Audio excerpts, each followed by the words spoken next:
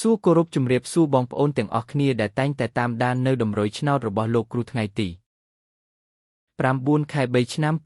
2025 នេះលោកគ្រូមានលេខតម្រុយសម្រាប់បងប្អូនយកទៅលេងកម្សាន្តទៀតហើយដូចរាល់ដងប្រសិនជាបងប្អូនបានឃើញតម្រុយរបស់លោកគ្រូហើយសូមជួយចុចជាវឬ Subscribe និងចុចមេដៃឲ្យលោកគ្រូម្នាក់មួយផងដើម្បីជាកម្លាំងចិត្តឲ្យលោកគ្រូបន្តធ្វើតម្រុយបែបនេះចែកជូនបងប្អូនលេងកម្សាន្តបន្តទៀតតោះបងប្អូនការឲ្យខាត់ពេលវេលាយូរយើងចូលទៅកាន់តម្រុយទាំងអស់គ្នា